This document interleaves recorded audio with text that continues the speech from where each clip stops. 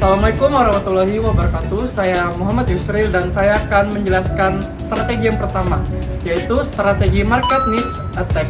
Itu merupakan strategi perang gerilya dalam dunia bisnis, yang dimana itu perusahaan kecil ini menghindari konfrontasi langsung dengan perusahaan besar, seperti pada perang Vietnam melawan Amerika Serikat. Nah, Vietnam ini menggunakan strategi Viet Cong, yang dimana ini mereka melakukan serangan kecil yang mendadak tapi di medan yang sempit.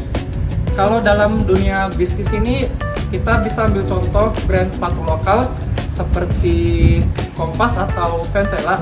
Mereka ini memilih untuk menguasai ceruk pasar atau niche.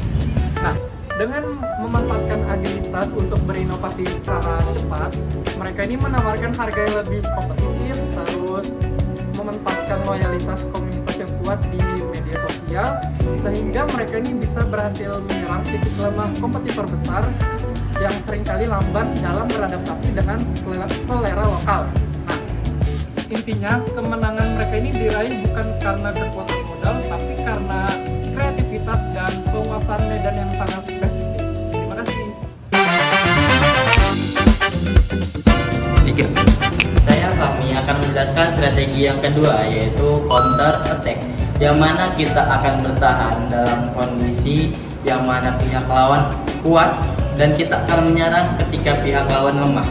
Di dunia bisnis dapat kita implementasikan seperti contohnya, ketika pesaing-pesaing lain itu sedang kuat-kuatnya, kita akan menetapkan counter atau bertahan.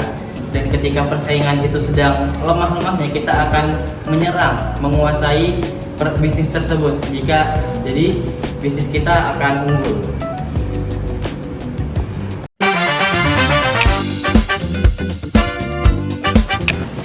Perkenalkan, nama saya Tiara. Di sini saya akan menjelaskan tentang strategi yang ketiga, strategi Samso, yang memiliki prinsip kenali dirimu dan musuhmu, maka kamu tidak akan kalah.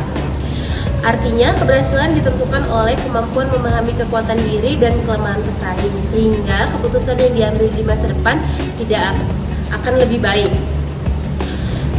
Strategi ini dapat diimplementasikan ke dalam bisnis dengan cara menganalisis ke kompetitor secara detail dan mengidentifikasi keunggulan bisnis sendiri, seperti pelayanan yang ramah, kualitas yang baik, dan menentukan target pasar yang tepat.